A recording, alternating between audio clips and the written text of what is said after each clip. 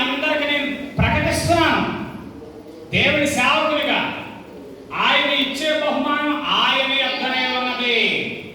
ప్రియ సహోదరుడా, ప్రియ సహోదరి, ప్రియ విశ్వాసి, ఇక్కడ కూడి చేరిన సహోదర సహోదరులారా, దేవుని యొద్ద నీకు ఒక బహుమానం ఉన్నది. దేవుని యొద్ద నీకు ఒక బహుమానం ఉన్నది. నీ ప్రార్థనా జీవితానికి, నీ విశ్వాస జీవితానికి, నీ పరిచర్య జీవితానికి నా దేవుడు బహుమానం ఇచ్చే దేవుడు. హల్లెలూయా, హల్లెలూయా. నీ ప్రయాసను వ్యర్థంగా ఈనాటికే కాదు ఏ నాటికి కూడా ఆయన వేస్ట్ అని ఎప్పుడు కూడా అనిపించేటట్టుగా చేయడు. దేవునికి స్తోత్రం కలుగునుగా. హల్లెలూయా. 21 దినాల నుంచి దేవుని సన్నిధిలో దేవుని బిడ్డలు ప్రార్థన చేశారు. ప్రియ సహోదరి, ప్రియ సహోదరుడా, నీ ప్రయాస ఏమాత్రం కూడా వ్యర్థం కాదు. ఆయన యొద్ద నీ బహుమానం ఉన్నది. చెప్పండి, ఎవరి యొద్ద ఉంది? ఆయన యొద్ద నీ బహుమానం ఉన్నదే. నీ బహుమానం ప్రతి ఒక్కరికి ఎవరి క్రియల చొప్పున వాని క్రియల చొప్పున వారికి ప్రతిఫలం ఇవ్వడానికి, జీతం ఇవ్వడానికి నా దేవుడు ఖచ్చితంగా అన్యాయస్తుడు కాదు. దేవునికి స్తోత్రం కలుగునుగా. హల్లెలూయా. దేవుని నమ్ముకున్నవాడు చరిత్రలో పాడైపోయాడు అన్నవాడు ఎవరు కూడా లేడండి. దేవుని నమ్ముకున్నవాడు చెడిపోయినోడు, దేవుని నమ్ముకున్నవాడు పాడైపోయినాడు. దేవుని కొరకు కష్టపడి, దేవుని కొరకు ప్రయాసపడి, దేవుని కొరకు పూనుకున్నవాడు ఇప్పుడు కానీ ఎప్పటికైనా సరే వర్ధిల్లుతూ ఉంటాడు. దేవునికి స్తోత్రం కలుగునుగా. హల్లెలూయా, హల్లెలూయా. ఒక్క విషయంలో కాదు, అన్ని విషయాల్లో కూడా దేవుని మందిరంలో ప్రార్థించట్లో, రెండవదిగా పరిచర్య చేయట్లో, మూడవదిగా సహకరించట్లో. అంటే చాలా తక్కువ వయసు, నాకు 36వ సంవత్సరం వచ్చింది ఇప్పుడు. నా మాటలో రెండవదిగా నా ప్రసంగం వినేవాడు చాలా మంది కనీసం నాకు ఒక 45 పైన అనుకుంటా. అంటే అనుభవం కూడా చాలా తక్కువ నాకు. అంటే కొంత సమయంలోనంటే చాలా షార్ట్ టైంలో, చాలా తక్కువ సమయంలో దేవుడి మహాకృప అంటే దేవునికి స్తోత్రం కలుగునుగా. గతంలోనే మీకు నేను చెప్పాను, చాలా తక్కువలో అంటే ఈ మీ దేవుడు మీ పక్షంగా లేకపోతే, దేవుడి యొక్క సన్నిధి, దేవుడి యొక్క కార్యాలు మీ ద్వారా జరగకపోతే, పరిచర్య అంటే 2010 సంవత్సరంలో ప్రారంభమైన ఈ పరిచర్య 2025 సంవత్సరం అంటే నేటికి 15 సంవత్సరాలు. చెప్పండి, 15 years old అంటే 15 సంవత్సరాల పరిచర్య ఇది. వచ్చిన దైవజనులు ఎవరైనా సరే 15 సంవత్సరాల పరిచర్య ఇది. అయ్యి బాబోయ్, 30 సంవత్సరాలు, 40 సంవత్సరాలు, 50 సంవత్సరాలు అయినా కూడా ఇంత మందిరాలు మేము కట్టలేదు, ఎంతమంది విశ్వాస బిడ్డలను మేము పూజ చేయలేదు. ఇంకా దేవుని కృప ద్వారా అయ్యగారు అమ్మగారు ప్రార్థన, సహవాస ప్రార్థన ద్వారా కనపడిన వాళ్ళు సగం మాత్రమే ఉన్నారు ఇక్కడ. నా మాట అర్థమవుతుంది మీకు? సగం ఉన్నారా, మతం ఉన్నారా? సగం కంటే తక్కువే. ఇంకా హైదరాబాద్లో దూర ప్రాంతాలు, చెప్పండి కాకినాడ, ఇంకా పరిసర ప్రాంతాల్లో వెళ్ళిపోయినోడు కాకుండా, ఇంకా మేలు పొందుకొని రక్షణ పొందకుండా చాలా తక్కువ జనం మన ద్వారా, అంటే దేవుడి ద్వారా మేలు పొందుకున్న వాళ్ళలో చాలా మంది అంటే శాసనం మాత్రమే ఇక్కడ మనం చూడగలుగుతున్నాం. దేవుడికి స్తోత్రం కలుగునుగా. హల్లెలూయా. దేవుడు మీకు చెప్పాను కదా, పనికి పంపించేవాడు పరికరం ఇచ్చి పంపిస్తాడు. ఉద్యోగం చేసేవాడు ఇప్పుడు ఎలక్ట్రీషియన్ ఉద్యోగం చేయడానికి వెళ్తున్నాడు. ఇప్పుడు లైన్ మెన్ దగ్గర ఏముండాలి? ఖచ్చితంగా జేబులో టెస్టర్ ఉండాలా? చెప్పండి, ప్యాంట్ జేబులో కటింగ్ పేరు ఉండాలా? అవసరమైతే వైర్ కట్ చేసి కలపాలి. అవసరమైతే ఆ కరెంట్ ఉందో లేదో చెక్ చేయాలంటే ఏముండాలి మన దగ్గర? పార్క్ వెళ్తాను అప్పని దగ్గర ఏముండాలి? అప్పని గారి దగ్గర పడవ ఉండాలా? ఉరుపుకి వెళ్తాను రాకెట్ గారి దగ్గర ఏముండాలా? గుణపం ఉండాలా? పనిచేసేవాడు పరికరం పట్టుకుని వెళ్తాడు. అలాగా పనికి పంపించిన దేవుడు పరికరం ఇచ్చి పంపించాడు. అంటే ఆ కృపావరాలు అమ్మగారికి, అయ్యగారికి అభిషేకించి పంపించారు. మనుషులు అందరూ చూస్తారుగా, దైవజనుల అభిషేకం కాదు, అంతకు ముందే దేవుడే అభిషేకించాడు మా నాన్నగారు. ఎంతమంది తెలుసో తెలియదు కానీ ఒకసారి అయ్యగారు అది కూడా చెప్పాలి. దేవుని అభిషేకం ద్వారా దేవుని దర్శనంలో అభిషేకించి పంపించబడ్డాడు. రెండోదిగా దేవుని కృప ద్వారా ఈ ఉపదేశం, ఈ సందేశం ఒక నిష్ప్రయోజకుడు, ఒక బలహీనుడు లైఫ్ టైం ఎక్టోన్ టాబ్లెట్ సురేష్ వాడి కూడా అది కూడా లైఫ్ టైం జీవితాంతం వేసుకోవాలని అన్నారు. అండ్ రాజుకి, సుధీర్కి, కొంతమంది ప్రశాంత్కి ఎవరికట్లా తెలుసు. ఇక్కడ కోడి మెడకోసిస్తే ఎలాగైతే కొట్టుకుంటే అలా కొట్టుకున్నాను నేను ఇదే ఇంట్లో. అండ్ సేవకు నేను పరిపూర్ణంగా సమర్పించుకోవాలి. దైవజనుడు కూడా అదే చెప్పాను నేను. అండ్ నేను ఆ సమర్పించుకోలేదు, నా కొద్ది సేవ తల్లిదండ్రులు చేస్తున్నారు, చూస్తున్నాం. అండ్ తిండి లేని ఆకలి రాత్రులు, రెండోది అనుభవిస్తున్న ఈ నిందల అవమానాలు సాలు నా కొద్ది ఎందుకొచ్చింది. శుభ్రంగా విజయనగరంలో మా క్లోజ్ ఫ్రెండ్ ఇప్పుడు యూట్యూబ్ లో లైవ్ వెళ్తున్నామండి. ఉపవాస కోటాల నుంచి కూడా ప్రతి ఆదివారం దేవుడి వాక్యం యూట్యూబ్ ఛానల్లో వెళ్తున్నాను. విజయనగరంలో ఇంటి పేరు సొంత చెప్తున్నాను, తొట్టా రామకృష్ణ చిట్టుపల్లి కొర్రడు నా ఫ్రెండ్. అండ్ నాకు ఉద్యోగం కూడా చూసాడు. నేను 2010-11 సంవత్సరాల్లో నేను వెళ్ళిపోవాలి, వలస వెళ్ళిపోవాలా. కరెంట్కి సంబంధించిన ఉద్యోగం చేసే ట్రాన్స్ఫార్మర్ కంపెనీలో. అండ్ దేవుడు అండ్ మంచిగా చెప్పాను కదా మీకు, నేను అందంగా లోబడి విధేయతగా ఉంటే మంచిగా సంతోషంగా చేయించుకుంటాడు, లేకపోతే కొడతాడో గెద్దెళ్తాడో బుద్ధి చెప్తాడు. భయంకరంగా ఉప్పుమిల్లి గ్రామంలో ఫిక్స్ వచ్చి ప్రాణాపాయం, ప్రాణం పోతుందన్న సమయంలో అప్పుడు నేను బ్రతికే నీ సేవ చేస్తాను ప్రభువా అనే తీర్మానం నా నోటితో దేవుడు చేయించాడు కదా. దేవుడికి స్తోత్రం కలుగుతుంది. అది ఇంకేం లోకంలో ఆస్తిపాస్తులు, లోకంలో జీవనోపాధి, లోకంలో ఉన్నటువంటి పేరు ప్రఖ్యాతలు లేని కారణం అని నా నోటితో చెప్పించిన తర్వాత అప్పుడు దేవుని యొక్క ఉపదేశాన్ని, వాక్యాన్ని నాకు అనుగ్రహించాడు ప్రియులారా. దేవునికి స్తోత్రం కలుగుతుంది. హల్లెలూయా. వాక్యం చెప్పిన తర్వాత చాలా మంది, మీరు ఎన్ని సంవత్సరాలు అయింది దేవుడిని నమ్ముకుని? మీ తాతలో, మీ ముత్తాతలో చెప్పండి. ఎంతమంది మీరు దేవుని కలిగిన బట్టి ఏర్పడలేదు? మెయిన్ మా వెన్నెముక చెప్పండి, మా బ్యాక్, మా చెప్పండి ఏంటంటే బ్యాక్ బోన్ దేవుడే. దేవుడికి స్తోత్రం కలిగిన కాక. రెండోది సహవాసమే, ప్రార్థనే. దేవుడికి స్తోత్రం కలిగిన కాక. ఎంత మంది ఉన్నారన్నది కాదు, ఎన్ని రకాలుగా, ఎన్ని విధాలుగా దేవుడి సన్నిధిలో ఎంతగా మనం అణిగిమని, ఎంతగా మనం లోబడి, ఎంతగా మనం విధేయత, ఎంతగా మనం తగ్గించుకొని, ఎంతగా మనం ఆయనకి సమర్పించుకుంటామో అంతగా మనల్ని ఇచ్చేస్తాడు పిల్లల. దేవుడికి స్తోత్రం కలిగిన. హల్లెలూయా. మూడవదిగా మొన్న అసలు ఒక ట్రైనింగ్ లేకపోతే ఏమన్నా ఒక తెలుసు వెంకటేష్ అవనమండి, లేకపోతే ఛాయ్ అవనమండి, ఏళ్ళో ప్యాట్, ఆ ప్యాట్ ఏళ్ళ చేసి ఆపరేటింగ్ అసలు ఎప్పుడు నేర్చుకున్నారు? అసలు ఎక్కడ నేర్చుకున్నారు? బహుమానం గురించి మాట్లాడుతున్నాను నేను. బహుమానం పొందుకున్న బిడ్డల గురించి నేను మాట్లాడుకుంటూ వస్తున్నా. నా మాట నీకు అందరికి అర్థమవుతాయా? హల్లెలూయా, హల్లెలూయా. అనర్గళంగా వాళ్ళు వాయించి ఆ ప్యాటిస్టులు ఒక సీనియర్ లాగా వాయించేస్తుంటే ఆశ్చర్యపోతున్నారు. అది దేవుడి కృప. రెండోదిగా దేవుడి ఇచ్చిన బహుమానం. దేవుడికి స్తోత్రం కలిగింది. మరి ఆ సురేష్కి ఇచ్చిన ఉద్యోగం ఆడ అసలు ఎటు పరిస్థితుల్లోనే ఏ విధంగా వాళ్ళ నానే, మరి వాళ్ళు లైన్మెన్ అయిపోయాక లైన్మెన్ గారు అనాలేమో కానీ వాళ్ళ నానే కంగారు రెండు పోతాడు. ఆయనతో కరెంట్ పని కూడా చేయించుకున్నారు కనుక మొత్తం తగలేస్తాడు. ఆయన ఇంటికాడే పోయి వైర్లు ఏదో ఒకసారి ఏదో సంథింగ్ ఏదో ప్రాబ్లం జరిగింది, జ్ఞాపకం ఉందా మీకు? 50 కూడా అసలు ఆయన ఆలోచన బట్టి కానీ, ఆయన శక్తిని బట్టి కానీ, ఆయన బలాన్ని బట్టి కానీ, ఆయన తెలుగుని బట్టి కానీ ఆయన ఉద్యోగం రాలేదు. దేవుడికి స్తోత్రం కలిగింది. ఆయనకే కాదు, నాకే కాదు, లేకపోతే వెంకటేష్ ఈ జాయికే కాదు, మాకే కాదు, ఇంకా అందరికంటే హైలైట్ ఏంటంటే సౌండ్కి, ఈ సౌండ్ ఆపరేటింగ్ విషయంలో అండ్ దైవజనులు ఆశ్చర్యపోయారండి. ఇంకా ఎబినేజర్ అవనివ్వండి, పెద్ద పెద్ద మీటింగ్స్ లో మాట్లాడే దైవజనులు 4 లక్షల రూపాయలు సౌండ్ సిస్టమ్ వేసారు రాజ్యాల్లో, అమలాపురంలో. మమ్మల్ని రాజశేఖర్ గారు అయ్యగారు వచ్చినప్పుడు ఆ సౌండ్ కూడా లేరు.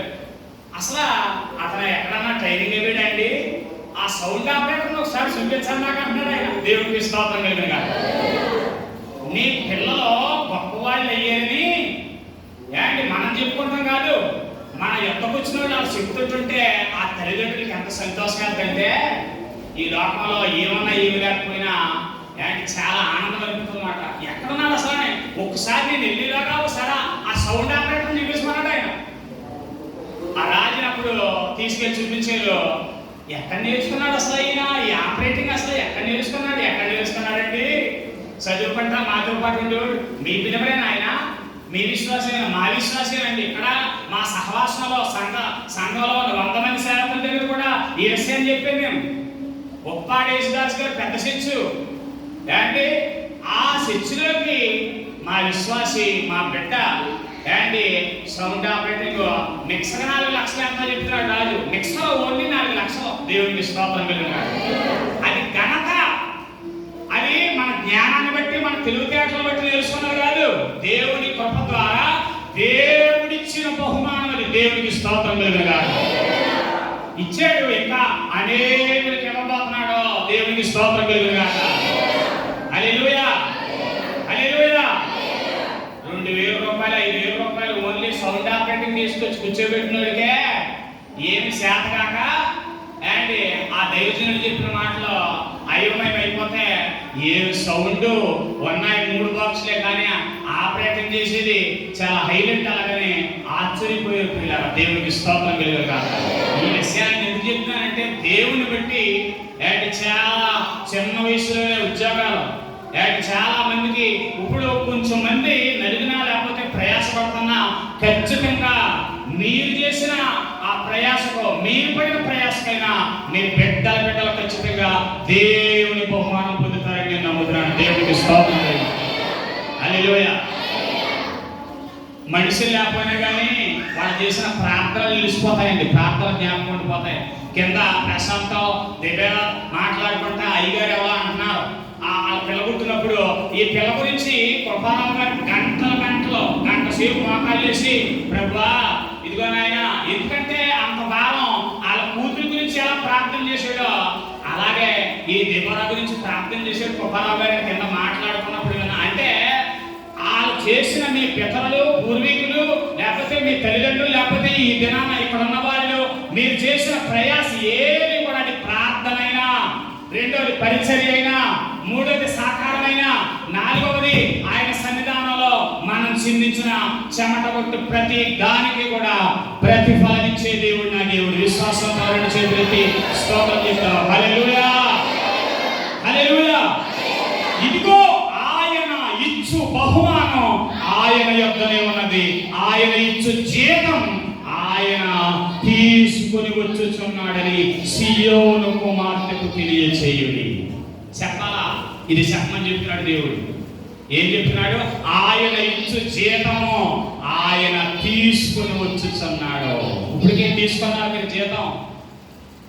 ఆయన ఇచ్చినటువంటి బహుమానాలు మనం తీసుకున్నాం. ఆయన ఇచ్చిన కృపావరాలు మనం పొందుకున్నాం.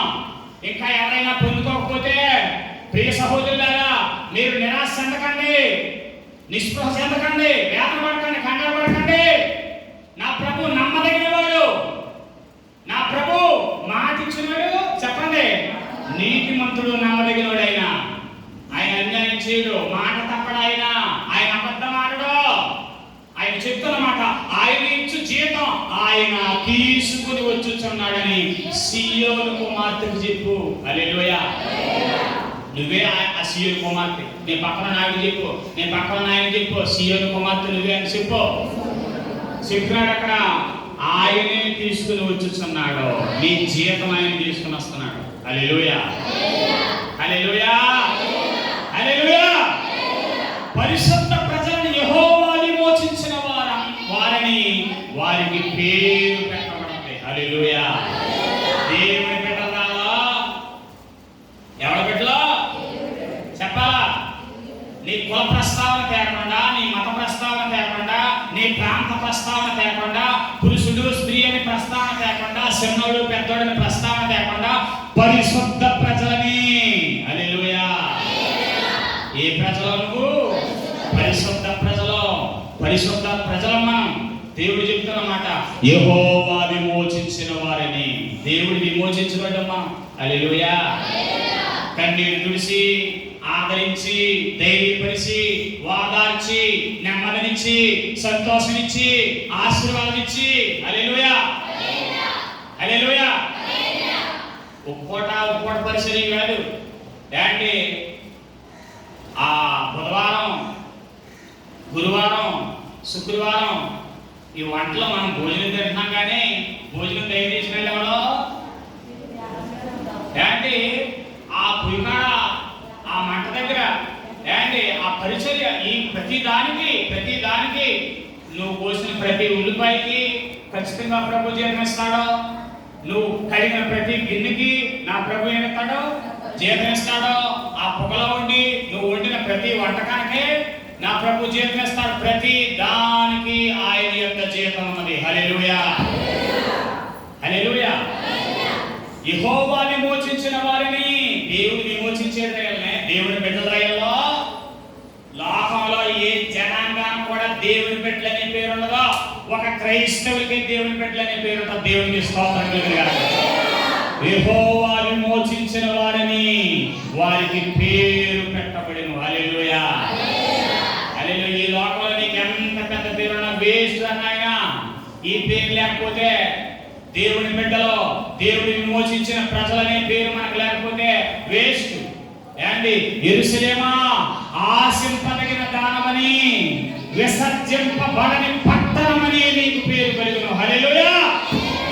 యెరూషలేమా ఆశింపదగిన దానమని. హల్లెలూయా. ఒకసారి చెప్పండి, ఆశింపదగిన దానమని.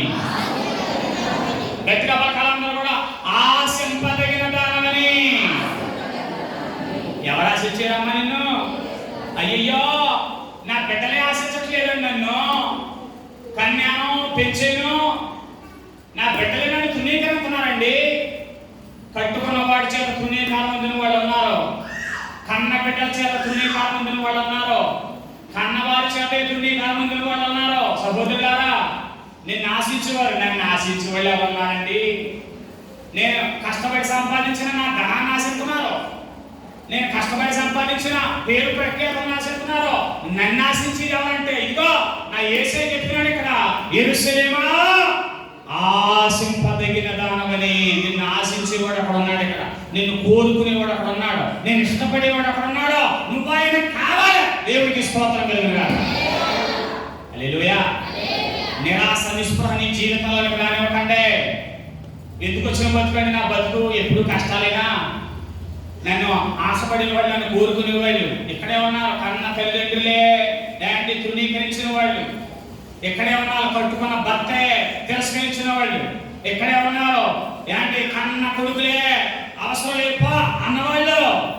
కానీ నా యేసయ్య అంటున్నాడు, నా ప్రియ సహోదరుడా సహోదరి, నేను నిన్ను ఆశిస్తున్నాను, నువ్వు నాకు కావాలి, నేను నిన్ను కోరుకుంటున్నాను, నేను నిన్ను ఇష్టపడుతున్నాను. హల్లెలూయా, హల్లెలూయా. యెరూషలేమా ఆశింపదగిన దానమని, విసర్జింపబడని పట్టణం. నిన్ను నేను విసర్జించను, నీ ప్రజలు నిన్ను విసర్జించవచ్చు, ఈ లోకం నిన్ను విసర్జించవచ్చు, ఈ లోకంలో ఉన్న మనుషులు నిన్ను తృణీకరించవచ్చు. ఇంకా నేను నిన్ను విసర్జించను. హల్లెలూయా, హల్లెలూయా, హల్లెలూయా. దేవునికి మహిమ కలుగును గాక. హల్లెలూయా. చూడండి 63వ అధ్యాయంలో కూడా 7వ వచనంలో ఏ మాట మాట్లాడుతున్నాడు? యెహోవా మనకు చేసిన వాటన్నిటిని బట్టి యెహోవా కృపాతిశయము, యెహోవా స్తోత్రములను గానం చేతును. హల్లెలూయా. తన వాత్సల్యమును బట్టి, కృపాబాహుల్యమును బట్టి ఇశ్రాయేలు యొక్క వంశస్థులకు ఆయన చూపిన మహాకనికరమును నేను ప్రకటన చేసేదను. హల్లెలూయా. ఇశ్రాయేలు వంశస్థులకు ఆయన చూపిన మహాకనికరాన్ని ఏం చేయాలంట? నేను ప్రకటన చేసేదను. చెప్పాలంతా కూడా ఏం చేస్తాను? హల్లెలూయా. చెప్పాలి దగ్గరగా హల్లెలూయా, హల్లెలూయా.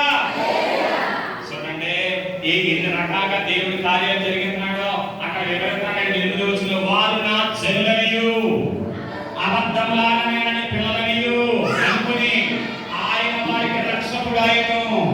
వారి జ్ఞాపకంలో ఆయన బాధను నేను ఆయన సన్నిధి దూత వారిని రక్షించెను. ప్రేమ చేతను తాళిక చేతను వారిని విమోచించెను. పూర్వ నియమములన్నిటిను ఆయన వారిని ఎత్తుకొనిచు మోసుకొనిచు వచ్చెను. దేవునికి స్తోత్రం కలుగును గాక. నోటితో పలకండమ్మా, ఎత్తుకొనిచు, మోసుకొనిచు. ఏం చెప్తున్నాడట ఆయన మనల్ని? ఎత్తుకుంటున్నాడో, మోస్తున్నాడో, ప్రేమ చేతనో తాళిమ చేతనో వారిని విమోచించాను. వారి యావత్ బాధలో ఆయన బాధలుందెను. హల్లెలూయా. ఆయన సన్నిధి దూత వారిని రక్షించాను. దేవుడికి స్తోత్రం కలుగును గాక. ఎంతగా కాపాడాడండి. ఆ సహోదరి పాడింది ఆ పాట నాకు చాలా ఇష్టం. నేను కూడా ప్రార్థనలో పాడుకుంటాను. కంటికి రెప్పలాగా మనల్ని కాపాడుకుంటూ వచ్చేది ఆయన. ఏంటి అదే అక్కడ వివరిస్తున్నాడు. చాలా అద్భుతమైన విషయాలు, చాలా విషయాలు ఇంకా మాట్లాడాలి, కానీ సమయం లేదు. 44:4 తన కొరకు కనిపెట్టు వాని విషయమై నీవు తప్ప తన కార్యం సఫలం చేయి మరి ఏ దేవుడిని ఎవడని నీ కాలంలో చూసి లేదంటాడండి. హల్లెలూయా, హల్లెలూయా. ఆయన కొరకు కనిపెట్టిన వారి విషయమై ఆయన తప్ప ఇంకొకరు ఎవరో కూడా ఆయన కార్యాన్ని సఫలం చేసే దేవుడు లేడండి. దేవుడికి స్తోత్రం కలుగుతారు. రాసుకోండి, మీరు అండర్లైన్ చేసుకోండి. ఒకవేళ నువ్వు కనిపెట్టలేకపోయి నువ్వు కనిపెట్టు, నీ కార్యాన్ని సఫలం చేసే దేవుడు నా దేవుడు. హల్లెలూయా. అట్టి దేవుడు కాదన్న సమాచారం మనుష్యులకు వినపడలేదు, అట్టి సంగతి వారికి తెలిసి ఉండలేదు. హల్లెలూయా. ఈ భూప్రపంచంలో, ఈ మానవ సమాజంలో, మానవ మనుగడలో ఎలాంటి దేవుడు మరొకటి ఎవరో లేడని చెప్తున్నాడు ఇక్కడ గ్రంథం అంతా క్లియర్ గా. దేవునికి స్తోత్రం కలుగుగా. నువ్వు మొరపెడితే నీ మొరంటాడా, నీకు సమీపంగా ఉంటాడా, నీ కన్నీరు తుడుస్తాడా, నీ వేదంలో నీ సహాయకుడిగా ఉంటాడా, నీ తల్లి కన్నా తండ్రి కన్నా ఎక్కువగా నేను ఆదరించి శాంతిస్తాడా? ఎవడో నీకు ఈ సర్వ ప్రపంచంలో ఎంతగా ఇలాగా నీ చేరువైన వాడు, నీ సమీపానుండి వాడు, నీ పక్షంగా ఉన్నవాడు ఈయన కాక మరి ఇంకెవరో? హల్లెలూయా. చెప్పాలి గట్టిగా, హల్లెలూయా, హల్లెలూయా. అదే 56:5 కూడా చివరగా ఆ మాట చదివి సహకరించండి. 56:5 కూడా ఏమంటాడంటే చూడండి, నా ఇంటను నా ప్రాకారములలోనూ ఒక భాగమును వారికి ఇచ్చేది. ఎవరికిస్తాడో? జీతము బహుమానం అంటున్నాం కదా, మర్చిపోకూడదు మీరు. మెయిన్ ఈ దిన సందేశానికి మూల వాక్యం ఏంటి? బహుమానం, జీతం నీ ఎంతకు తీసుకుని వస్తున్నాడు. ఏమిస్తాడు ఆయన? యెహోవా సెలవిస్తున్నాడు, నా ఎంతనో, ఆయన ఎంతలోనంట, నా ప్రాకారములలోనూ ఒక భాగమును వారికి ఇచ్చేదను. హల్లెలూయా. ఏమిస్తాడైనా? పలకండమ్మ నోటితోనే ఏమిస్తాడా? ఒక భాగం. ఆయన ఎంత? నీకు ఒక భాగం. ఇశ్రాయేలు ప్రజలు అనామకులుగా, అనాథలుగా, అబాధ్యులుగా, దిక్కుమాలినోళ్ళలాగా 430 సంవత్సరాల కొలువు బానిసపతులు బతుకుతున్నారు. అలాంటి ఇశ్రాయేలుకి పాలస్తీనాలో వాగ్దానం చేయబడిన స్థలంలోకి వెళ్ళిన తర్వాత స్వాస్థ్యాలు పంచుకుంటున్నారండి. ఇదిగో బాబు రే, ఇదిగో మీ గోత్రానికి ఎలా కనిచిపెట్టి ఇలా ఈ ఎన్ని ఎకరాల్లో కూడా ఈ స్వాస్థ్యం అంతా కూడా మీరు పంచుకోండి. ఇలాగా పంపకాలు వేసేది. అలాగా దేవుని నిమిత్తం నువ్వు ఎంతైతే ఈ భూలోకంలో ప్రయాసపడ్డావో అంత గొప్ప ఫలం ఆయన ఎంత నీకేం చేస్తాడంట? ఒక భాగమును వారికి ఇచ్చాను. హల్లెలూయా. అబ్బా, కింద రాసేటండి, కొడుకులు కూతుళ్ళు అని అనిపించుకున్నట్టు కంటే శ్రేష్టమైన పేరు వారికి పెట్టుచున్నాను. హల్లెలూయా. శ్రేష్టమైన పేరు చెప్పాలా? ఏ పేరు? గట్టిగా మాట్లాడాలా? ఏ పేరు? తల్లిదండ్రులు పేరు ఎడితే నిక్నేమ్ ఉంటుంది. అలా ఒక నిక్నేమ్ చెప్పండి. ఒక్కొక్క నిక్నేమ్ ఉంటుంది. ఆ పాస్టర్ గారికి కూడా ఒక నిక్నేమ్ చెప్పాడు కదా, బద్రి. అలా ఒక్కొక్కరికి ఆ పేరెత్తి చెప్తే అక్కడ ఎవరు కూడా తెలియదు, అర్థమవ్వదు. ఏంటి ఆ పేరెత్తి అంటే ఆడికున్న పేరెత్తి చెప్తే అప్పుడు అర్థమైంది. అక్కడ ఇప్పుడు ఇక్కడ కొడుకులు కూతుళ్ళు అని పెంచుకున్నట్టుకైతే శ్రేష్టమైన పేరు. హల్లెలూయా. పరలోక పట్టణంలో ప్రవేశించిన తర్వాత జీవ గ్రంథంలో రాయబడిన ఈ పేరుతో ఏంటి కోట్ల కొలది దేవదూతలందరూ గాన ప్రతిగాన స్తుతిస్తూ గణపరుస్తూ మహిమపరుస్తుండగా నా కుమారుడా, నా కుమార్తె అనే శ్రేష్టమైన పేరు నిన్ను పిలుస్తూ ఉండగా నువ్వు ప్రభు కొరకు పడిన ప్రయాస, నిందలు, అవమానాలు, దోషణలు, కన్నీరు, దీనికి తగిన ఫలితం ఆ శ్రేష్టమైన పేరు పిలిచి ప్రభు నిన్ను కౌగిలించుకుని నా కుమారుడా, నా కుమార్తె అని గణపరచబడే ఒక సమయం నన్ను మరిచిపోకు. హల్లెలూయా. శ్రేష్టమైన పేరు వారికి పెట్టుచున్నాను, కొట్టివేయబడని నిత్యమైన పేరు వారికి పెట్టుచున్నాను. హల్లెలూయా. కొట్టివేయబడిన పేరు ఎప్పుడు కూడా ఇంకా కొన్ని రోజులు పోయే పేరు కాదు, శ్రేష్టమైన పేరు, కొట్టివేయబడిన పేరు. విశ్రాంతి. ఇంకా కిందకి వెళ్ళిపోతే ఆ పరిచర్య గురించి, అన్ని జనుల గురించి అనేక విషయాలు వివరిస్తున్నాడు. బహుమానం, ఆయన ఇచ్చే జీవితం ఎలా ఉండబోతుంది? నువ్వు పడిన ప్రయాసము, ప్రభువు ఎందుకు పడిన ప్రయాస వ్యర్థం కాదది. చెప్పండి, ఏం కాదది? నువ్వు నీ పెద్దలు అనుభవిస్తానని ప్రభు పేరట ఈ విషయాన్ని నేను తెలియపరుస్తా ఉన్నాను. దేవునికి స్తోత్రం కలుగును గాక.